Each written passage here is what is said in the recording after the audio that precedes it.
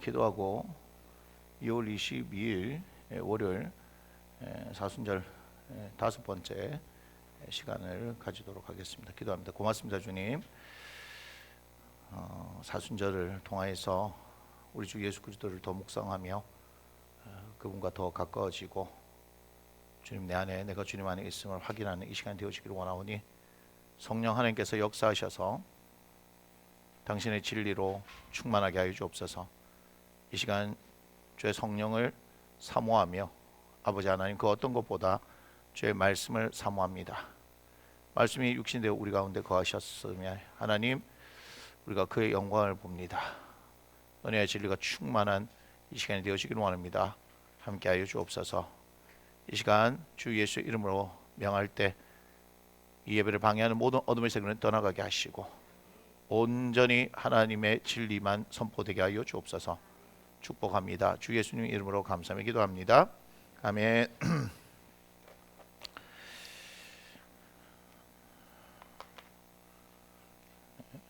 오늘은 우리가 토요일부터 지난 토요일 날 했던 말씀 계속 이어서 보겠습니다. 요한복음 1장 14절 말씀이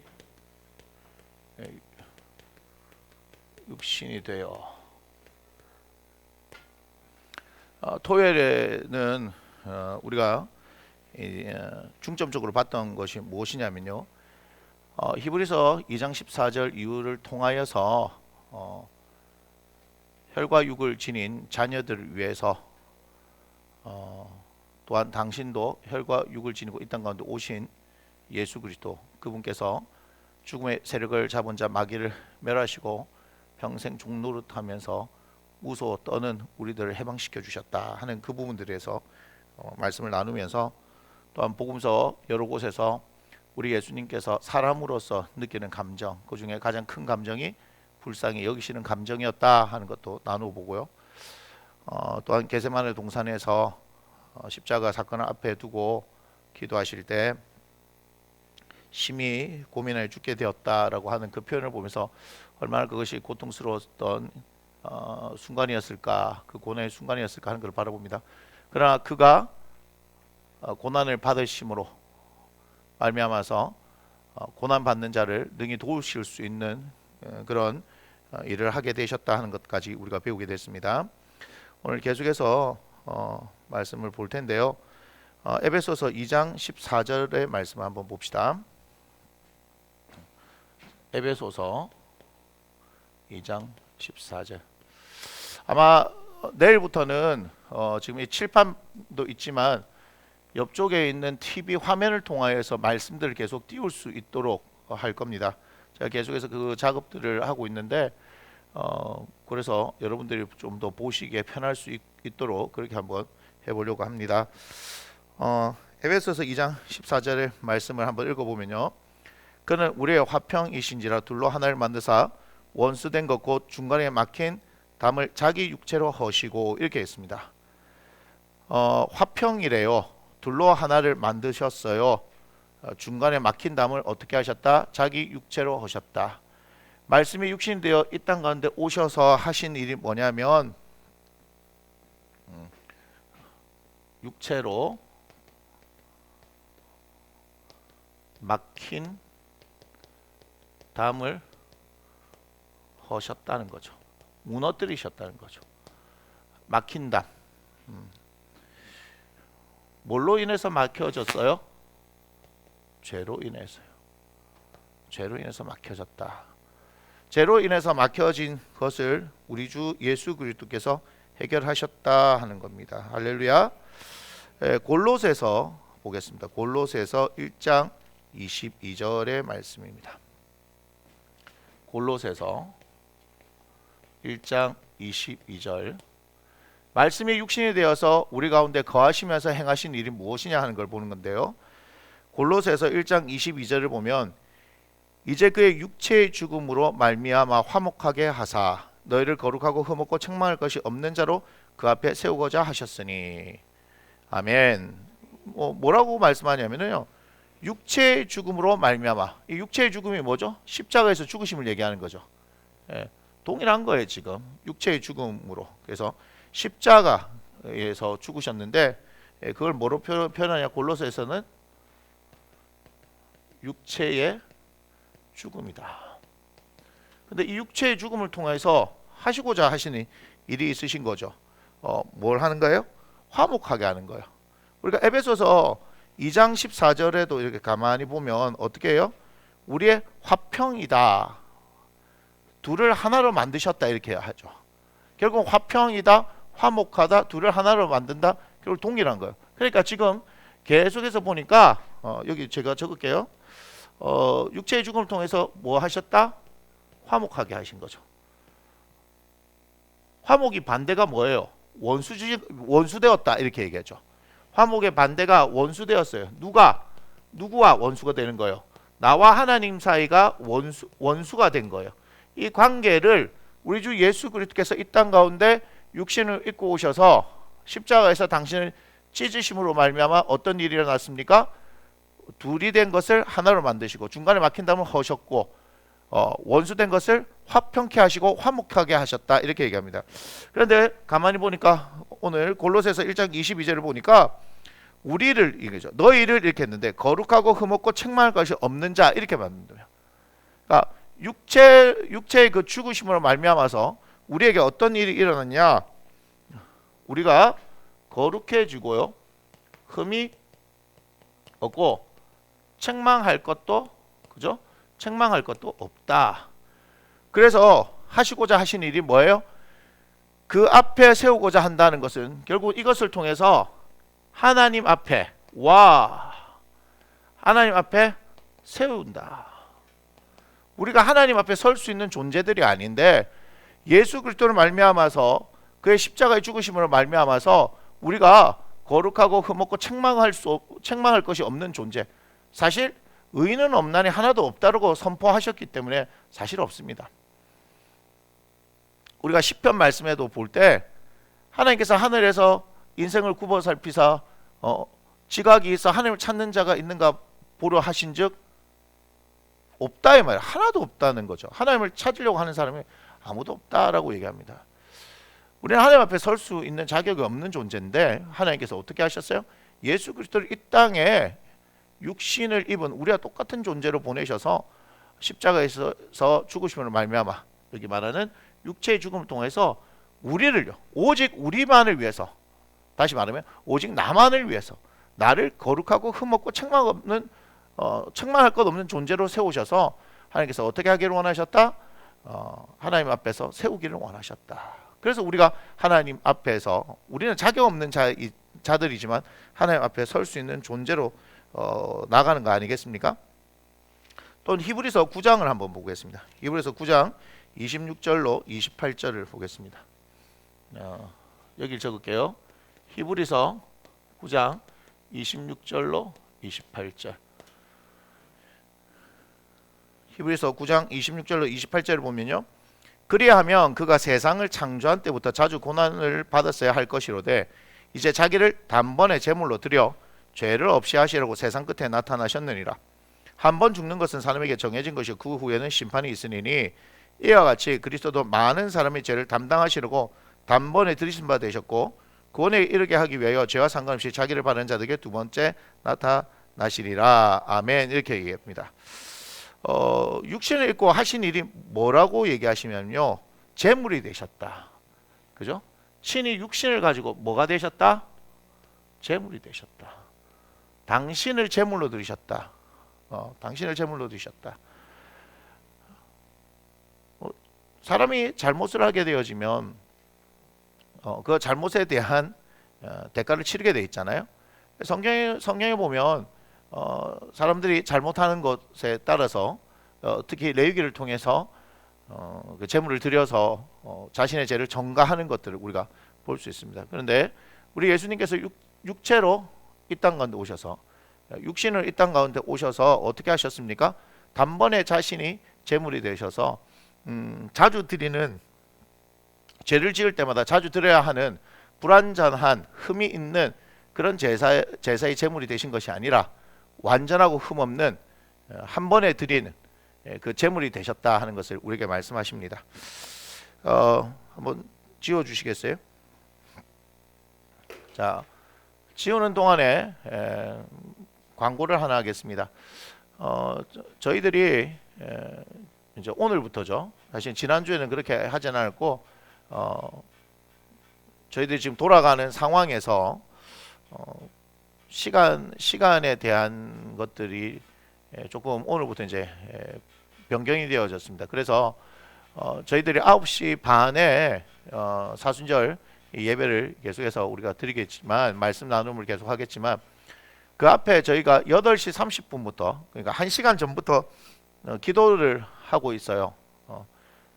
지난주까지는 우리가 한 4시 반부터 와서 6시 정도까지 기도를 하고 있었는데 지금 저녁 8시 반부터 이제 기도하고 그다음에 10분 정도 있다가 이제 지금 이 예배를 드리게 되어지는데요.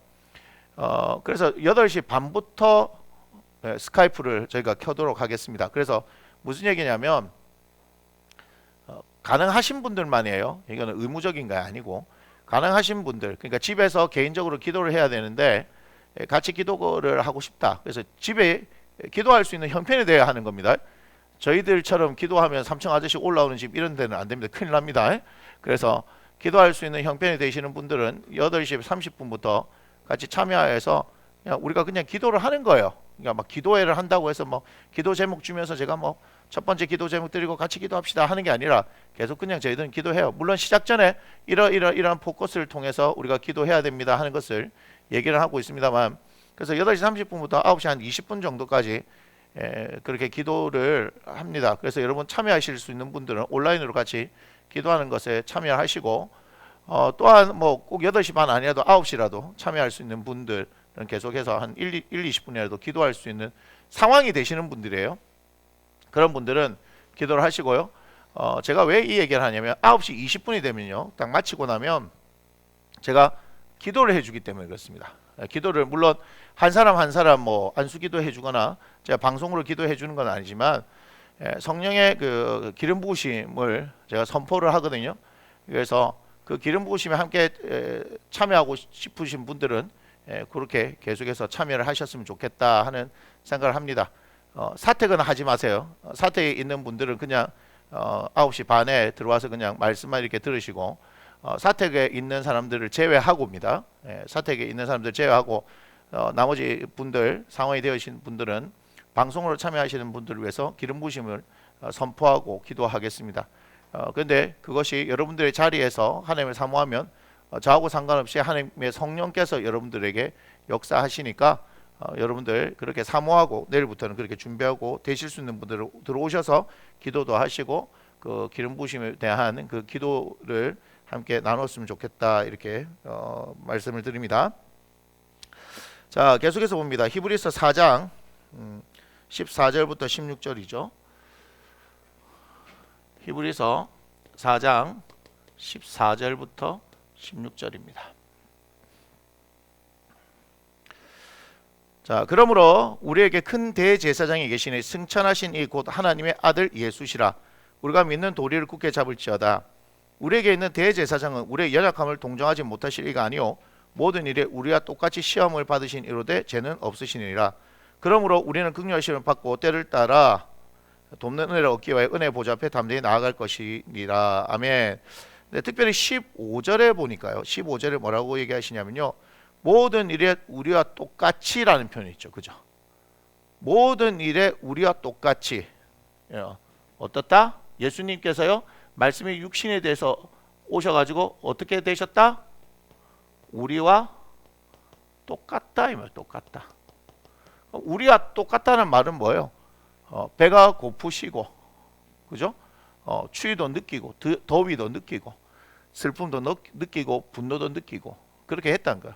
말씀이 육신에 대해서 우리 가운데 거하셨다. 그 거하신 분은 완전하신 하나님이시지만 또한 육신을 입고 오셨을 때 완전한 사람의 모습으로 오셨다.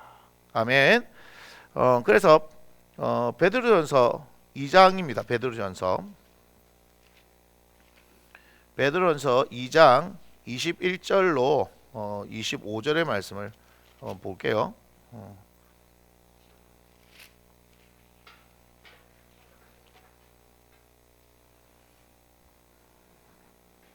자, 이 말씀에 이제 연결해서 같이 보는 거예요. 베드로전서 2장 21절로 25절 되어지는데, 이를 위하여 너희가 부르심을 받았으니 그리스도도 너희를 위하여 고난을 받으사 너희에게 본을 끼쳐 그 자체를 따라오게 하려 하셨느니라. 그는 죄를 범하지 아니하시고 그 입에 거짓도 없으시며 욕을 당하시되 마땅히 욕하지 아니하시고 고난을 당하시되 위협하지 아니하시고 오직 공의로 심판하시는 이에게 부탁하시며 친히 나무에 달려 그 몸으로 우리 죄를 담당하셨으니 이는 우리로 죄에 대하여 죽고 의에 대하여 살게 하려 하심이라. 그가 채찍에 맞음으로 너희는 나음을 얻었나니 너희가 전에는 양과 같이 길을 잃었더니 이제는 너희 영혼의 목자와 감독 되신 이에게 돌아왔느니라. 아멘. 자, 뭐라고 얘기하냐면 특별히 24절에요. 친히 나무에 달려 어떻게 했다요? 그 몸으로, 이런 표현을 쓰죠. 그 몸으로. 특별히 24절 보니까 어떻다요? 그 몸으로. 몸에 대해서 얘기하니까 뭐죠? 이게 뭐죠? 육신 아니에요? 육신. 우리가 똑같은 육신을 가진 분이다라는 것을 말씀해 주고 계십니다. 다시 우리가 말씀 한 군데를 더 볼게요. 히브리서 10장 19절부터 20절입니다.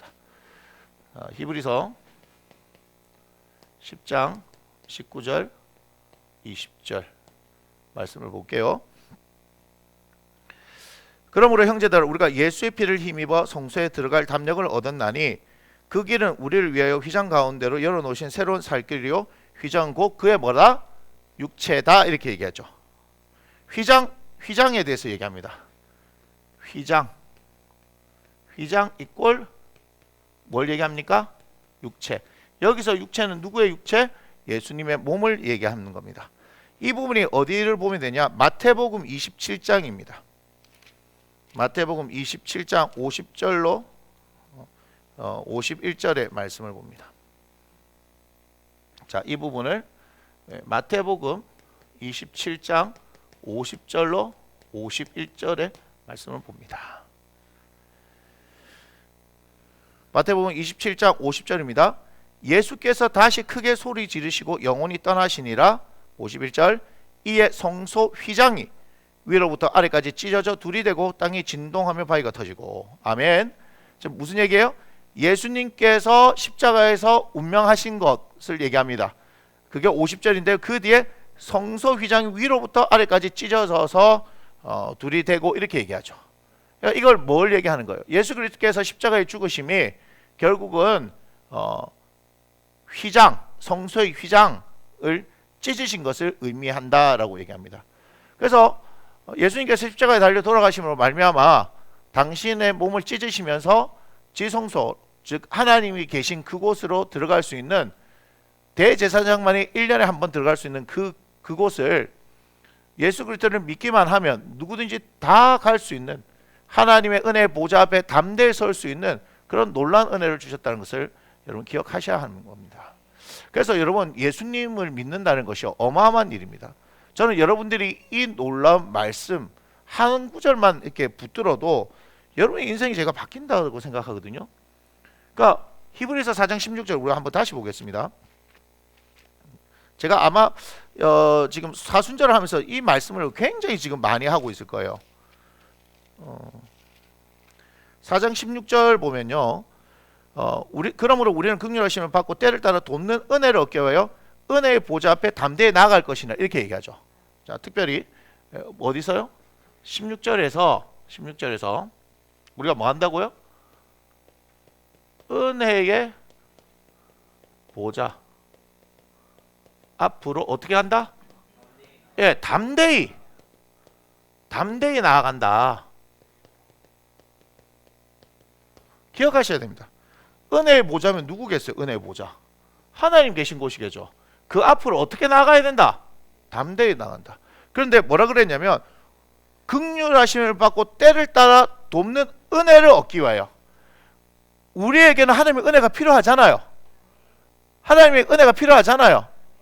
그럼 하나님의 은혜가 필요하면 예수 그리스도를 믿는 사람들이 예수님께서 십자가에서 하신 일이 뭐다? 그의 육체가 죽으시는 것이 성소의 기장이 둘로 찢어진 것 같이 누구든지 예수 그리스도를 믿기만 하면, 그 십자가의 사건이 자신의 사건이라고 고백하기만 하면 담대하게 하나님 앞으로 누구든지 나갈 수 있다. 아멘. 근데 왜 안 하시죠? 왜 안 나가냐고요. 때를 따라 돕는 은혜를 얻기 위하여. 지금 잘 보세요. 뭐라고 말씀하셨냐면 여기 보면요, 때라고 얘기했어요. 그래서 무슨 은혜?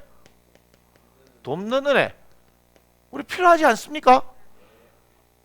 아니, 우리를 도와주신다고 얘기했는데, 그러면 여기서 우리가 생각해야 될 게 있어요. 뭐죠?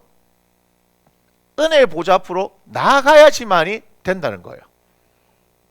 무슨 얘기냐? 여러분들이 안 나가니까 아무런 일이 안 일어나는 거예요. 야고보서 한번 볼까요? 야고보서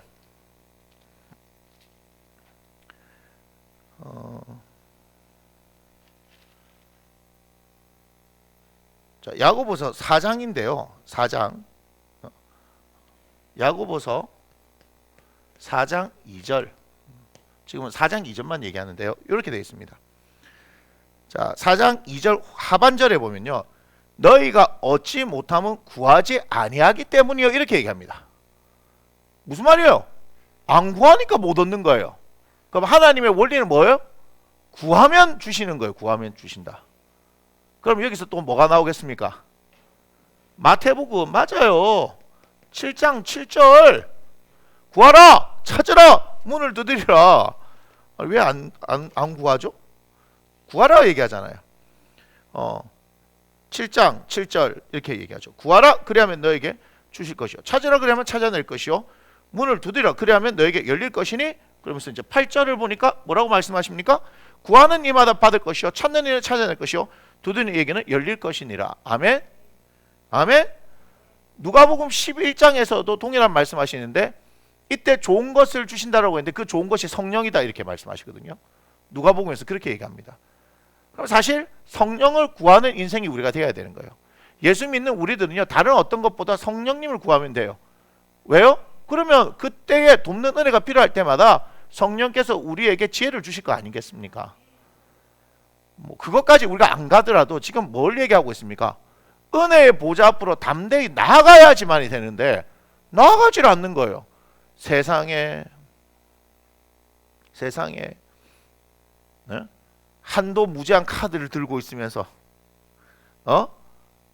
중국집 가가지고 내가 짜장면을 먹는데 옆에서 탕수육 먹는 거 보고 탕수육을 먹고 싶어 하면서도 어떻게 하는 거예요? 짜장을 먹고 있는 거야. 내가 뭘 가지고 있는데? 한도 무제한 카드를 가지고 있는데 뭐 하기만 하면 돼요? 시키기만 하면 돼. 시키고 뭐요? 카드를 내면은 결제가 된다니까. 쉽게 얘기하자고 그런 거예요. 쉽게 얘기하자고. 구하지를 않잖아요. 우리 집 아들놈이 염치가 있어가지고 잘 먹습니다. 그런데 가가지고 하면은 아빠 엄마가 돈이 없을 것 같이 생겨가지고, 그죠? 보세요, 지금 못 먹어서 부항 들어가지고 지금 아직까지 춘궁기도 아닌데 큰일 났다, 웃지를 않는다. 부은 겁니다. 살찐 게 아니고 부항 든 거예요. 부항 든 거 못 먹어가지고. 예. 그런데 막 아빠하고 엄마를 너무 걱정해가지고 옆에 진짜 보면 탕수육을 먹고 싶은데 우리 그 정도 형편 되거든요. 그런데도 우리 아들놈이 염치가 있어서 뭐하는 줄 아십니까? 그냥 짜장면 꼬빼기면 된다고. 왜 짜장면 보통이 아니냐고요? 7살 때부터 짜장면 꼬빼기를 먹었던 놈인데 지금 17살인데 보통을 먹겠습니까? 말도 안 되는 소리죠. 예? 그래도 얼마나 고마워요. 짜장면 2그릇 안 먹어서, 그죠? 10년 동안 동일하게 짜장면 꼬빼기만 먹고 있습니다. 그런데 엄마 아빠 걱정해가지고 그 못 사줄 형편이 될 것 같아가지고 걱정해서 옆에 탕수육을 먹고 있는데 얼마나 먹고 싶겠어요. 시켜줄까 그러면은 됐다 그러고, 시켜주면 됐다 그러고. 그런데 우리가 어떻게 해요? 과감히 시키면 잘 먹더라 이 말입니다. 근데 처음부터 그냥 부모 기분 좋게 어떻게 해요? 당당하게 부모니까 당당하게 얘기하는 거지. 옆집 아저씨한테 뭐 사달라고 하면 안 됩니다. 우리 지금 3층 아저씨한테 가가지고 띵동 누르면서 제가 탕수육이 먹고 싶은다면 큰일 납니다. 예, 이 얘기는 무슨 얘기냐? 저희 교회 식구들만 아는 얘기입니다. 예. 우리 곧 3층 아저씨의 핍박으로부터 벗어나가지고 예. 축복합니다. 3층 아저씨 축복합니다.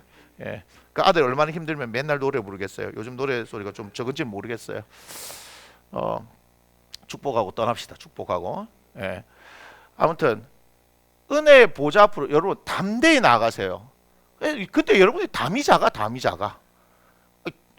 시편 81편 10절에 보면 네 입을 크게 열라 내가 채우리라 하는데 입을 크게 열어본 적이 없어. 어떻게 입을 크게 여냐고요? 맛있는 녀석들을 보세요. 그 문세윤 한 입만 보면요, 아 사람이 입이 저렇게 크게도 벌어지는구나. 예, 그런 게 있습니다. 웃자고 한 얘기니까 심각하게 받아들이지 마시고, 입을 크게 열라는 것은 입을 쫙 벌리라는 얘기가 아니죠. 뭐예요? 우리 하나님을 믿는 여러분 그 크기에 따라 달라지는 겁니다. 여러분들이 하나님은 어떤 하나님이에요? 근데 시편 81편에 뭐라고 얘기하냐면 내 입을 크게 열라 내가 채우리라. 그 앞에 하나님이 어떤 하나님이냐면 애굽에서 인도하였다라고 얘기합니다. 구약에서는 애굽에서 인도하신 하나님은요 그냥 다 끝난 거예요. 애굽에서 인도해낸 그것도 한 사람 뭐 두 사람이 아니고 한 민족을 장정만 60만 명 이렇게 얘기하잖아요. 최소한 200만에서 300만 감이 잘 안 오시죠. 그랬더니 어떤 분이 계산을 했더라고요. 성막을 중심으로 해서 진배치를 딱 해놓으면 12지파 진배치를 해놓으면요 그 크기가 얼마냐? 대구시만한 크기랍니다. 대구시만한 크기. 이스라엘 공동체가 그러니까 움직이면 대구시가 이렇게 움직인다고 생각해보세요. 대구시가 잘 모르시겠어요? 그러면 인터넷 검색해보세요. 대구시가 얼마나 큰지. 그 정도 되어지는 사람들을 하나님께서 이끌어내셨는데 홍해를 가르시고 좌우에 벽이 되게 하셔서 마른 땅을 건너게 하신 하나님. 할렐루야. 근데 이것이 여러분들한테 할렐루야 이렇게 얘기하면 여러분은 자동으로 그죠? 파블로프의 실험처럼 조건 반사처럼 그냥 할렐루야 하면 그냥 여러분 아무 생각 없이 할렐루야 하는데 묵상해 보시라니까요. 정말 이 사실을 여러분들이 사실로 믿는가 이 말이에요. 그것을 사실로 믿는 사람들이 입을 크게 열 수 있는 거예요. 그런데 제가 누누이 얘기하지만 홍해가 갈라져서 그곳을 지나간 사건보다 더 놀라운 기적은 여러분들에게 묻습니다. 여러분 예수님 믿으시죠? 이게 기적이에요. 더 기적. 왜냐? 예수님 여기서 보신 분 손 들어보세요. 없잖아요. 최현준이 말고는 예수님 본 적이 없어. 그렇답니다. 물어보세요. 예수님이 잘생겼답니다. 저보다 잘생겼냐 했더니 저보다 훨씬 잘생겼답니다. 성경을 잘못 본 거예요.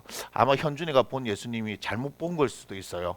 이사야 53장을 보면요 흠모할 것이 없다 했는데 그분은 못 드셔서 빼짝 말랐고 저도 못 먹어서 부었고 뭐 그런 현상들이 일어난 거 아니겠습니까? 자 아무튼 저는 여러분들에게 말씀드리고 싶은 것은 뭐냐면은 은혜의 보좌 앞으로 담대히 나가는 거예요. 우리 예수님께서 우리를 위해서 그 일을 행하셨다니까요. 하나님 아버지 하고 부르잖아요. 하나님의 자녀가 되게 해주셨잖아요. 근데 왜 아빠 찬스를 안 쓰는 거냐 이 말이야. 가만히 보니까 대한민국은 맨날 아빠하고는 안 친해. 말도 엄마부터 시작하고 하지만 우리 사랑하는 아들은 아빠부터 시작했다는 그 놀라운 사실. 엄마냐 아빠냐면 우리 아들은 줄곧 아빠를 먼저 선택합니다. 초지일관. 그렇습니다. 저희 큰딸은 어떻게 한다고요? 중립을 지키고 우리 막내는 항상 엄마를 얘기합니다. 섭섭하지 않습니다. 제 편은 하나 정도 있으니까요. 괜찮습니다. 그런데 대한민국에는 뭐예요? 아빠들하고 안 친해. 엄격하기 때문에 그렇죠. 그렇다 보니까 하나님도 어떻게 투영하냐면요. 자꾸 하나님 아버지 하니까 그렇다고 하나님 어머니 하면 큰일 납니다. 하나님의 교회 이런데 문제가 있잖아요. 그죠? 어머니 하나님 자꾸 찾고 일하는데 큰일 납니다. 여기 아버지라고 하나님 아버지라고 얘기하는 것은 아빠, 엄마, 부모를 대표해서 얘기할 뿐입니다. 자, 다시 얘기하지만 저희들이 가만히 볼 때 가족들 가운데서 자녀들과 관계를 형성하는데 특히 아빠와의 관계가 잘 형성되지 못한 사람들이 하나님과의 관계에서 굉장히 어려움을 느낍니다. 무슨 말이냐면 특별히 저희 교회에서는 큐티를 통해서 하나님과 더 친밀한 관계를 계속 얘기하죠. 하나님과 친밀하심에 대해서 얘기를 하는 겁니다. 제가 저희 아버지하고 별로 안 친했어요. 그렇다고 해서 뭐 원수지간 이런 건 아닙니다. 무슨 말이냐면 저는 저희 아버님 굉장히 무서운 분이셨어요. 저는 결혼하고 나서도 저희 아버지가 무서웠어요. 어릴 적부터 그렇게 사실 우리 아버지가 그렇게 무서운 사람이 아닌데 제가 잘못해갖고 두들겨 맞아놓고 스스로 이제 아버지를 무서운 분으로 제가 만들어놓고 그랬습니다.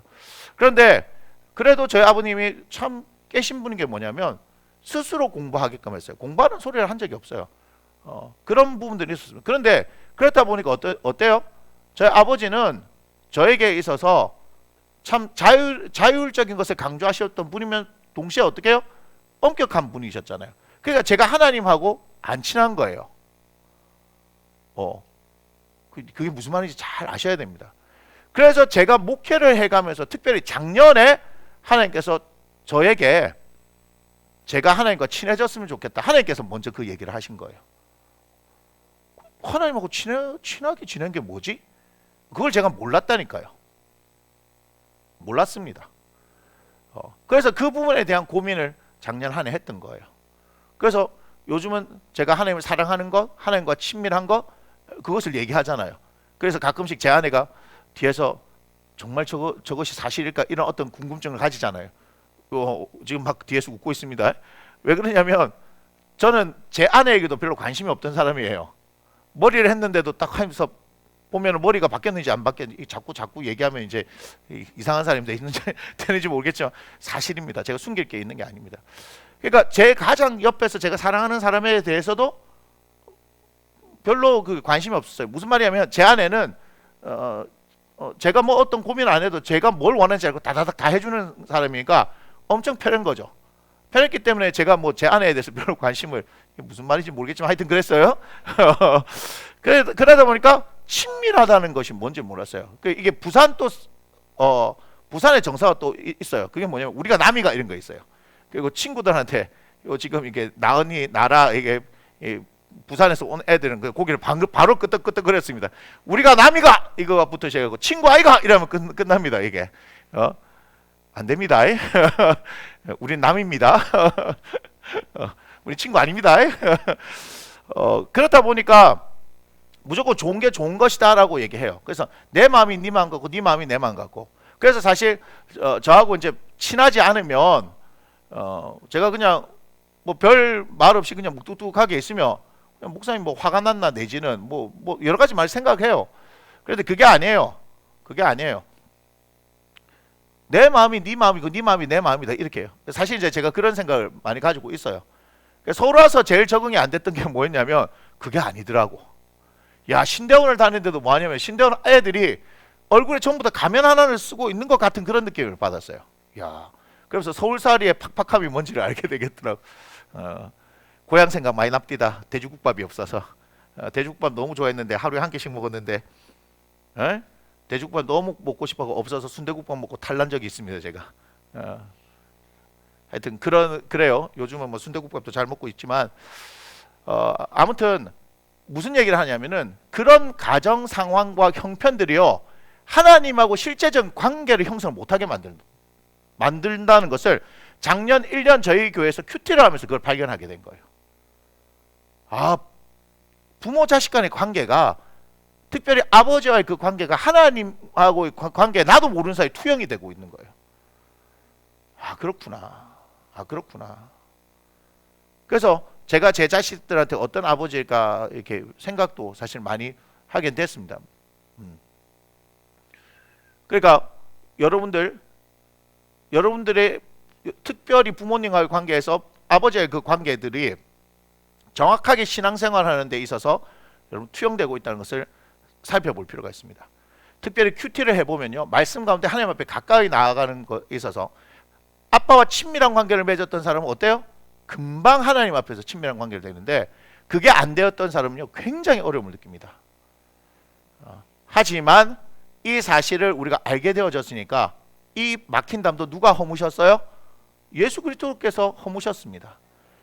세상에 있는 그 모든 것들은 예수 그리스도께서 허무셨습니다. 아무튼 여러분들에게 분명히 말씀드립니다. 말씀을 따라 여러분들에게 권면합니다. 은혜의 보좌 앞에 때를 따라 돕는 은혜를 얻기 위하여서 은혜의 보좌 앞으로 담대히 나가십시오. 구하고 찾고 두드리십시오. 그러면요 열려지게 돼 있습니다. 아멘. 자, 그 다음에 우리가 요한 1서 1장 1절로 3절 또 4장 1절로 6절을 봤는데요. 디모데전서 2장 5절을 한번 보겠습니다. 디모데전서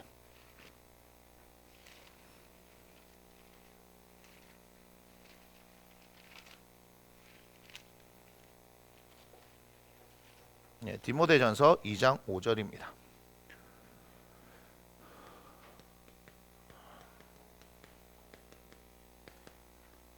디모데전서 2장 5절을 보면요.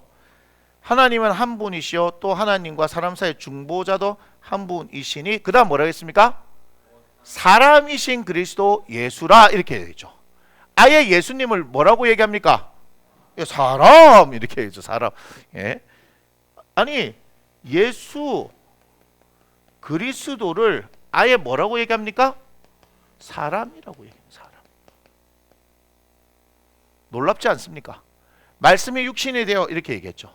그러니까 말씀이 육신이 되어서 왔다는 것은 이 예수님이 진짜 사람으로 오셨다는 거예요. 진짜 사람으로 오셨다는 거예요. 작정하고 누구를 위해서? 나를 위해서. 이때는 우리를 위해서라고 얘기하는 게 아닙니다. 나를 위해서 작정하고 예수님이 사람이 돼서 오셨다. 아멘. 지어주시고요. 여기까지 정도만 요한복음 1장 14절 말씀이 육신이 되어에서 살펴보는 걸로 하고요. 다시 요한복음 1장으로 한번 넘어가 보시면 되겠습니다. 그 다음 무엇에 대해서 이제 살펴볼 것이냐. 요한복음 1장 14절 그대로 보시면 됩니다. 요한복음 1장 14절 말씀이 육신이 되어 우리 가운데 거하심에 우리가 그의 영광을 보니 아버지의 독생자의 영광이요. 여기 보이십니까?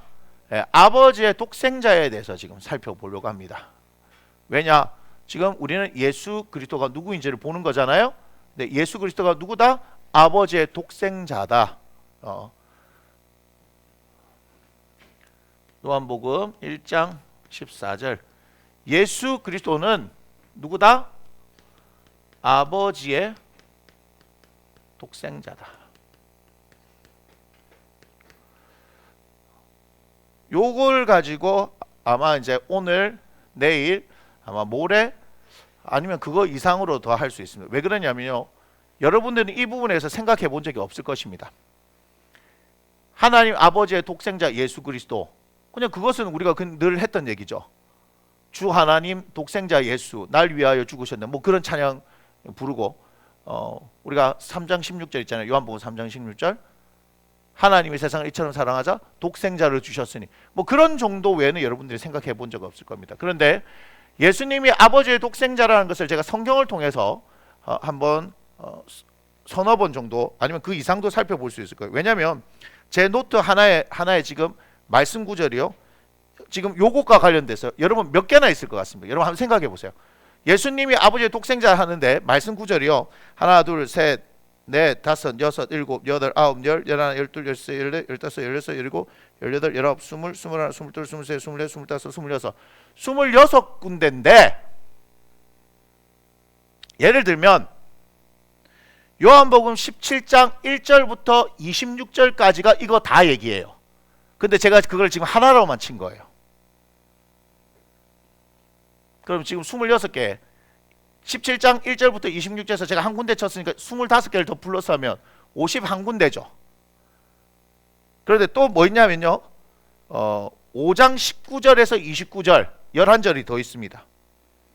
12장에는 44절부터 50절이고요 14장에는 1절부터 24절까지입니다. 그러면 아버지의 독생자라는 것이 대략 계산해도 지금 얼마를 합니까? 70군데, 80군데, 90군데 계속 나오겠죠.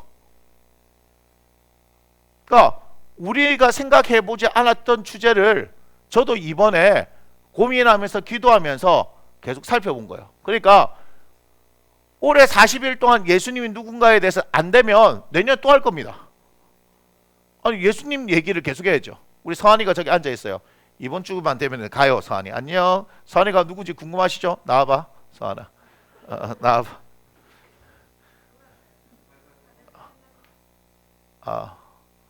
화면 가리면 안 된다고요? 예. 앞에 서봐. 예. 예, 이 아이입니다. 예, 눈만 그래요. 예, 들어가. 동두천에서 왔어요. 3주 되고 이제 4주 됐는데 4주만 있다가 4주 만에 집에 갑니다. 예, 육군 훈련소도 아니고 그죠? 4주 만에 갑니다.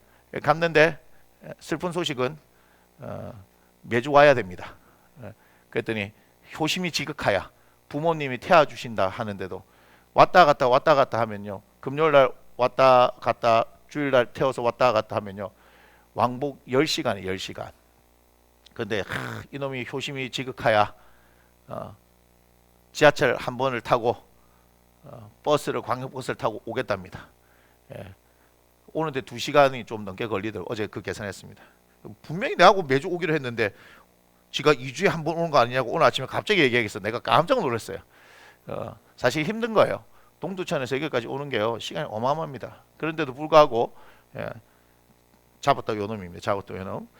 굉장히 괜찮은 아이를 만났어요. 굉장히 괜찮은 아이를 만났고, 근데 뭘 모르냐면, 이게 정말 중요한 겁니다. 자신의 가치를 모르더라고, 아이들이. 서한이도 마찬가지예요. 자신의 가치를 모르고 공부할 수 있는 능력치가 얼마나 되는지, 그 다음 하나님에 대한, 서한이가 여기서 하나님에 대한 걸 굉장히 많이 경험했거든요. 저희들 지금 오시면 하나님에 대한 경험들이 굉장히 풍성하게 일어나고 있습니다. 그건 제가 하는 게 아니에요. 성령께서 그렇게 작정하시고 하시기 때문에. 그런데 이 아이의 가치를 예수 그리스도 안에서 발견하고 있는 거예요. 그러니까 그 가치를 다른 사람들이 발견해 주지 못하는 거예요. 예수님 안에서 우리의 가치가 어떤 것인지를 발견하지 못하니까 그냥 보석인데도 그죠? 원석을 다듬어야 되는 거잖아요. 근데 그 가치를 바라지 못하고 이렇게 처박혀 있는 거예요. 그걸 이번에 끄집어내기 시작한 겁니다. 끄집어내겠습니다. 예, 여기도 지금 뒤에서 손가락질하고 있네. 있습니다. 예. 이 나라 주의 것 되게 하소서, 그런 게 있습니다. 예, 이 나라 주의 것 되게 하소서. 그 어머니 되시는 권사님은 누군지를 알 겁니다. 예. 그래서 정말 귀한 아이들이 많습니다. 그래서 저희들이 대안학교를 하려고 지금 기도하고 있는데, 이것은 무엇을 위한 대안학교냐면요, 단순한 기독교 신앙을 빙자해서 공부를 가르치기 위한 것이 아니라 진짜 예수 그리스도를 가르치고 이들이 예수 그리스도 안에서 자신의 가치가 무엇인지를 발견하게 하는 그런 일들을 하려고 하는 건데요. 제가 서한이 얘기를 왜 했냐면요, 지금 예수님에 대한 얘기를 지금 오늘 5번째 하잖아요. 그래서 제가 여러 군데의 말씀의 구절들을 예수님이 어떤 분이냐에서 처음에 요한복음 1장 1절 말씀이 태초에 말씀이 계시니라, 이 말씀이 곧 하나님과 함께 하셨으며 곧 이 말씀이 하나님이시다 하면서 예수님이 말씀이시고 하나님이십니다 하면서 쭉 시작을 한 거잖아요. 그런데 서한이한테 어제 이야기를 했어요. 한 3주 동안 있으면서 여러 가지 얘기를 했습니다. 그런데 성경 공부와 지금 설교는 어떠냐 했더니 전혀 뜻밖의 얘기를 들었어요. 자기가 지금까지 봤던 목사님들 중에서 이렇게 열정적으로 예수님에 대한 얘기를 이렇게 많이 하시는 분은 처음 봤다는 거예요. 근데 저에게는 충격이었어요. 무슨 말이냐, 목사들이 예수 얘기해야지 뭔 얘기를 하는가 모르겠어요. 그러면 성경이 예수 얘기다라고 우리가 그렇게 배웠잖아요. 구약과 신약, 이 약속은 예수 그리스도다, 이렇게 배운 거 아니에요? 사도 바울 우리 형님 같은 경우도 고린도전서 2장 2절에 내가 예수 그리스도와 그가 십자가에 못 박힌 거 외에는 알지 않기로 작정했다, 이렇게 얘기하잖아요. 바울 서신서 저희가 끝나고 나면 제가 바울 서신에 대해서 이 코로나가 끝나고 나거나 아니면 지금 이 사순절 끝나고 그 다음에 5월 23일 그 성령 강림 주일까지 해서 성령론에 대해서 얘기를 하고 나서 끝나고 나면 코로나가 계속해서 기승을 부려서 우리가 못 모이면 바울 서신 13권, 갈라디아서부터 디모데 후서까지 또 그 바울 서신 13개를 할 겁니다. 바울의 렌즈를 통해서 바라본 예수 그리스도와 십자가에 대해서 한번 해보려고 하는 생각이 듭니다. 그럼 또 제가 무슨 얘기 하겠어요? 예수님 얘기밖에 안 하지. 교회에서 예수 얘기해야지 제가 인생을 이렇게 하면 성공합니다 이런 얘기 해줘야 돼요? 돈 잘 버는 법 이런 거. 근데 성경에 다 있습니다. 그런데 그것이 목적이 되는 것이 아니라 여러분들에서 가장 중요한 것은 하나님과의 관계입니다. 계속 얘기하지만 하나님과의 관계예요. 그 하나님의 관계를 아까도 나왔죠. 육체를 통하여서 하나님과의 그 관계, 우리가 막힌 담이 있었잖아요, 그죠? 죄로 인해서 막힌 담을 육체로 허셨다. 누가? 예수님께서. 그 예수 그리스도의 십자가의 사건 아닙니까? 육체로 죽으심으로 말미암아서 화목하게 하셨다는 거죠. 우리가 원수였다고요. 죄로 인해서 하나님과 원수된 존재인데 예수 그리스도의 십자가의 사건을 통해서 우리가 하나님과 화목하게 되어지는 존재가 되었다. 할렐루야. 여러분, 너무나 당연하게 생각하고 있던 것들을 다시금 우리는 곱씹어서 묵상해 볼 필요가 있는 겁니다. 그리고 이 얘기들 끊임없이 귀에 못이 앉도록 제가 또 얘기하고 또 얘기하고요. 제가 아마 죽는 순간까지 예수님 얘기할 겁니다. 그것 말고는 제가 얘기하고 싶은 게 없어요. 다른 걸 잘 하고 싶은 생각도 없고요. 그죠? 목사가 너무 뭐 이것도 잘하고 저러고 하면 얼마나 꼴보기 싫겠어. 그 못하는 것도 적당히 있고 뭐 이렇게 해줘야지. 그죠? 여러분들 할 게 있지. 그래서 저희 교회는 걱정하지 마세요. 목사가 할 줄 아는 게 예수 얘기 말고는 할 줄 아는 게 없습니다. 그러니까 와가지고 마음껏 하세요. 그냥 대신 저한테 해도 되냐고 물어만 보고요. 알겠죠? 자, 아무튼 우리는 끊임없이 예수님에 대한 얘기를 할 겁니다. 그분이 생명이시기 때문에 그렇죠. 그분 안에 풍성한 모든 하나님의 지혜와 지식의 모든 보화가 들어있잖아요. 그럼 그걸 파야지. 아니, 교회가 본질적인 걸 안 팔고 도대체 뭘 파고 있는지 모르겠습니다. 아무튼 좋은 저 친구를 통해서 저의 가치를 이게 다시 한번 확인하게 되어진 것 같아요. 잘하고 있구나 이렇게. 서한이를 통해서 하나님한테 칭찬받은 기분이었어요, 저는. 그래서 아침에도 제가 애들한테 얘기했는데 오늘 또 얘기하는 거예요. 제가 좋아가지고. 자, 원래 제가 그래 철이 없습니다. 아무튼 아버지의 독생자라고 얘기합니다. 이 부분에 대해서 살펴볼게요. 18절도 한번 봅시다. 18절 요한복음 1장 18절에도 동일한 말씀하고 있는데요. 본래 하나님을 본 사람이 없으되 아버지의 품속에 있는 독생하신 하나님이라고 얘기하죠. 자, 여기는 뭐라고 얘기합니까? 독생하신 하나님입니다. 자, 무슨 얘기예요? 똑같다. 아버지의 독생자가 누굽니까? 이꼴 예수 그리스도인데 예수 그리스도가 독생하신 하나님이다. 맞습니까? 그럼 이분이 또 누구라고요? 예수 그리스도. 그러니까 우리가 독생자 했을 때 그냥 예수님이 하나님 아버지의 독생자다 이렇게 얘기하죠. 그런데 우리 오늘 뭘 지금 배운 거예요? 첫 번째부터 이분은 독생하신 또한 하나님이시다. 아멘. 예수님이 누구라고요? 하나님이시다. 그래서 이제는 여러분 머릿속에 독생자 예수 이렇게 했을 때 하나의 개념이 더 들어와야 되는 거예요. 뭐라고 들어오는 겁니까? 독생하신 하나님이다. 스스로 이 땅 가운데 오신 하나님이다. 스스로 나신 하나님이다. 아멘. 마리아를 통해서 난 것 같이 보여지지만 누가 하셨어요? 성령께서 잉태하게 하셨다. 그럼 성령님이 누구예요? 하나님이시잖아요. 성부, 성자, 성령 모두 하나님. 아멘. 자, 그래서 독생자 했으면 요한복음 3장 16절을 봐야 되지 않겠습니까? 요한복음 3장 16절. 하나님이 세상을 이처럼 사랑하사 누굴 주셨다고요?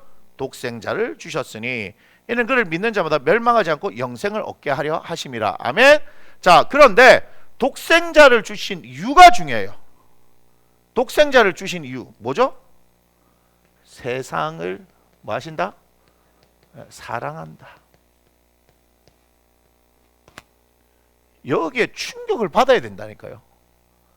세상을 사랑하신다고요. 누가요? 우리 하나님이에요. 세상을 사랑했기 때문에 오신 분이 누구다? 예수님이다 이 말이에요. 그 오셔서 어떻게 하신 거예요? 세상을 구원하려고 하는 거죠. 그러니까 멸망하지 않고 영생을 주시기 했다. 세상을 사랑해가지고 어떻게 하시기를 원한다? 야들아 다 믿고 영원한 생명 얻어라 이 말이 아니겠습니까? 독생하신 하나님 아버지의 독생자 예수 그리스도를 이 땅에 주신 이유는 뭐다? 세상을 사랑하기 때문이다. 그러니까 아버지의 사랑이 어디 있느냐? 로마서 5장 8절입니다. 로마서 5장 8절.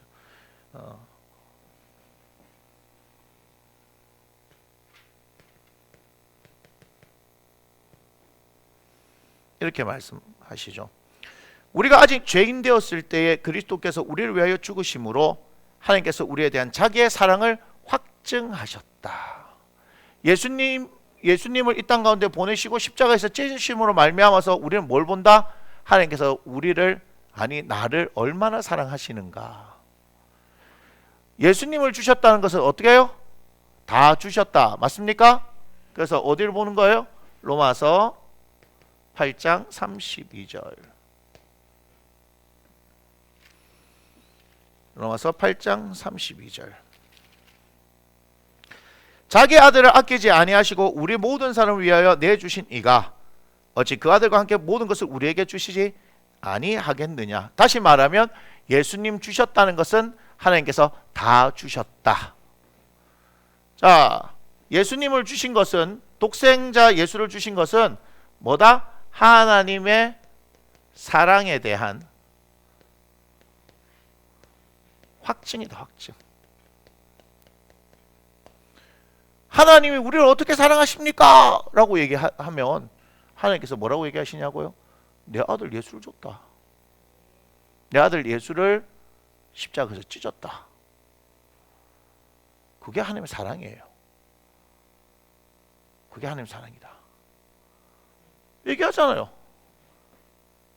로마서 8장 32절은 뭐죠? 예수 그리스도를 주셨다. 이 말은 뭐다? 다 주셨다. 그래서 제가 얘기하는 거예요. 우리가 말씀을 진리로 믿는 사람 아니에요? 말씀을 진리를 믿고 그 말씀대로 되어질 것을 믿고 살아가는 사람 아니에요? 우리가 지금 성경이라고 하는 것은 하나님의 말씀이다라고 하고 우리가 믿고 따라야 될 진리라고 얘기하는 거 아니에요? 그래요. 제가 늘 언제나 질문하듯이 여러분 예수님 믿으십니까? 예, 예수님 믿는다고 하잖아요.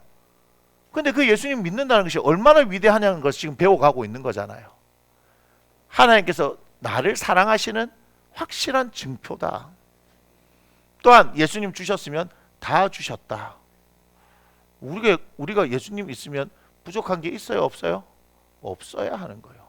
근데 왜 아무것도 못 받은 사람처럼 그렇게 살아요? 아무것도 없는 것처럼. 아까 히브리서 4장 16절 얘기했잖아요. 우리가 때를 따라 돕는 은혜를 얻기 위해서 은혜의 보좌 앞으로 담대히 나아가느니라. 나아가기만 하면 하나님께서 주시겠다 얘기하지 않습니까? 하나님이 그런 분이라는가요? 다 주신 거예요. 그래서 제가 축도할 때마다 예수 그리스도의 은혜와 하나님의 사랑하심 할 때 제가 꼭 붙인 게 뭔지 알아요? 하나님의 지극하신 사랑하심. 그러니까 인간의 언어로 표현할 수 있는 것이 그거밖에 없어서 그냥 한계를 느끼지만 정말 지극히 우리를 사랑하시는구나. 예수님을 주실 정도로 우리를 사랑하시는구나. 근데 그것을 못 느끼면요, 우리는 예수 믿는 게 아니에요. 여러분들이 하나님을 믿는다라고 얘기하는데 하나님을 믿게 된 것이 예수님 때문이잖아요. 예수님이 이 땅 가운데 오신 의미가, 십자가의 의미가 무엇인지 알지 못하면 결코 여러분들은 하나님을 사랑할 수 없습니다. 사실 다윗은요, 하나님께서 뭐라고 그러셨어요? 이세 아들 다윗을 만나니 내 마음에 맞는 사람이다, 이렇게 얘기하시잖아요. 왜 그래요? 제가 구약 전체를 봤었을 때 개인적으로 하나님 앞에 신앙의 고백과 사랑의 고백을 했던 사람이 없다라고 얘기했죠. 모세도 하나님 앞에 대면하여서 하나님과 알던 자다라고 얘기를 했지만 정말 그 하나님의 마음을 알아줬던 사람이 누구다? 다윗인 거예요. 근데 그거 아세요? 다윗도 물론 하나님께서 그에게 쉽게 얘기하면 영감을 통하여서 누구를 보게 하셨어요? 그리스도를 보게 하셨다라고 얘기합니다, 시편에서. 하지만 우리는 말씀을 통하여서 그리고 성령을 통하여서 확실하게 예수님을 믿게 되지 않았습니까? 다윗보다 누가 나은지 알아요? 우리가 훨씬 더 나은 형편에 있는 겁니다. 훨씬 더. 다시 말하면 우리는 성령을 통하여서 예수님에 대해서 우리는 더 깊이 있게 알 수 있고요, 깊이 있게 경험할 수 있고요, 하나님의 그 사랑에 대해서 우리가 깊이 있게 반응할 수 있는 존재들인 거예요. 히브리서 볼까요? 11장에 뭐라고 끝나느냐? 히브리서 11장 39절부터 40절을 보면요, 이 사람들은 다 믿음으로 말미암아 증거를 받았으나 약속된 것을 받지 못하였으니, 이 약속된 게 뭐예요? 예수님. 이는 하나님이 우리를 위하여 더 좋은 것을 예배하셨은즉 우리가 아니면 그들로 온전함을 이루지 못하게 하려 하심이라. 아멘. 11장이 뭐에 대한 얘기예요? 믿음이잖아. 믿음장이잖아. 그래서 믿음의 사람들에 대해서 얘기하지 않습니까? 그죠? 믿음의 사람들에 대해서 얘기합니다. 거기에 32절을 보니까 내가 무슨 말을 더하리요? 기드온, 바락, 삼손, 이 땅 다윗 및 다윗에 대한 얘기하죠. 다윗은 여기 끼워주지도 않네. 믿음장에서. 아브라함 얘기하잖아. 아브라함 뭐 길게 얘기하잖아요. 그죠? 에녹도 얘기하잖아. 막 얘기하는데 막 그 다음에 뭐라 얘기해요? 내게 시간이 부족하리로도 하면서 막 그냥 다윗은 그냥 이름만 얹어주고 싹 끝나버려. 히브리서 기자가 대단합니다. 그죠? 다윗에 대해서 뭐 엄청 얘기할 것 같았는데, 그런데 뭐라고 얘기합니까? 이들은 약속된 것을 받지 못했다라고 얘기하잖아요. 근데 우리는 약속된 분 누구예요? 예수 그리스도를 받았고 믿고 있잖아요. 그러니까 제가 홍해가 갈라지는 기적보다 더한 것이다라고 얘기하잖아요. 근데 우리는 그 가치를 몰라요. 가치를 우리가 인정하는 만큼 하나님께서 여러분 역사하십니다. 여러분들이 하나님을 인정하는 만큼 역사하세요. 그 마태복음에도 보면, 복음서에 보면 어떻게 해요? 고향에 가셨는데 배척 받잖아요. 그리고 거기에 뭐죠? 믿지 않음으로, 그들이 믿지 않음으로 소수의 사람들에게만 안수하였을 뿐이더라, 이렇게 말씀하잖아요. 이해가 되세요? 우리가 하나님을 믿어드리는 만큼, 근데 어떻게 해야지만 그걸 더 믿게 되어지는 거죠? 그 사랑을 우리가 더 경험할수록 이거죠. 지금 제 옆에 살고 있는 사람이 있어요. 근데 그 사람을 어떻게 해요? 지금 21년째, 이제 올해 22년째 이제 같이 살게 되는데, 뭐 이제 3월 1일이면 만 21년을 같이 삽니다. 그런데 어떻게 해요? 그 세월들을 함께 살아가다 보니까 어떻게 되는 거예요? 더 신뢰하게 되는 거잖아요. 이해가 됩니까? 하나님을 더 알아갈수록 우리가 하나님을 더 신뢰하게 되고, 하나님의 그 사랑을 더 경험할수록 더 신뢰하게 되는 거 아닙니까? 여러분, 그렇게 하나님을 사랑하셔야 된다는 겁니다. 이해가 되시죠?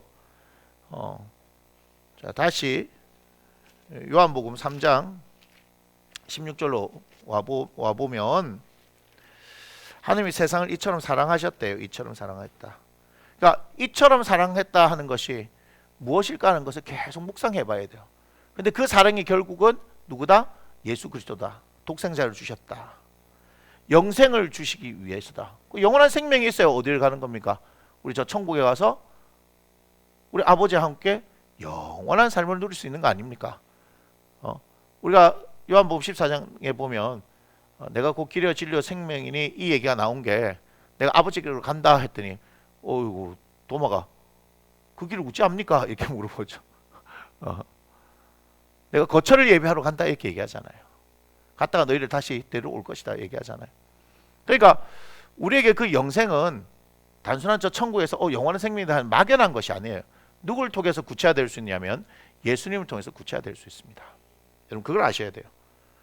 그래서 우리가 성경을 볼 때 구속사적인 관점에서 볼 수 있지만 또한 하나님의 나라의 관점으로도 볼 수 있는 거거든요. 사도행전 1장에 보면, 요거만 말씀드리고 오늘 마칠게요. 내일 계속해서 이어서 하도록 하겠습니다. 사도행전 1장을 보면요,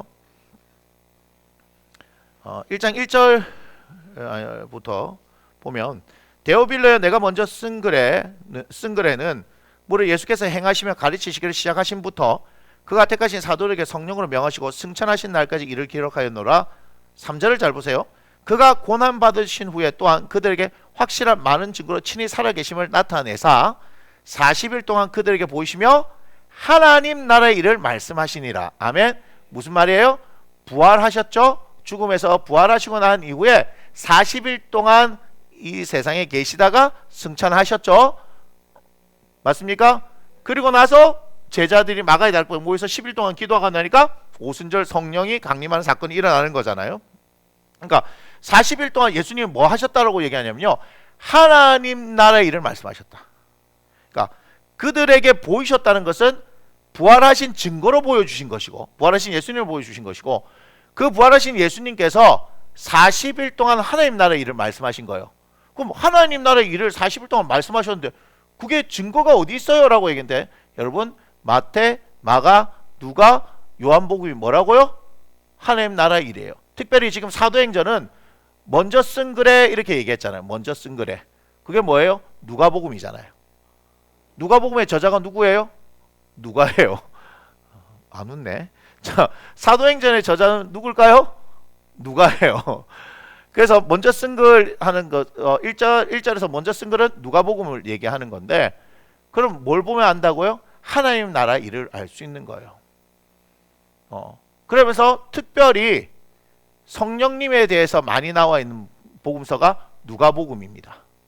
예수님께서 성령을 통하여서 성령의 능력으로 갈릴리로 지금 돌아오셨고라는 것이 누가복음 4장 14절 이후에 나와 있습니다.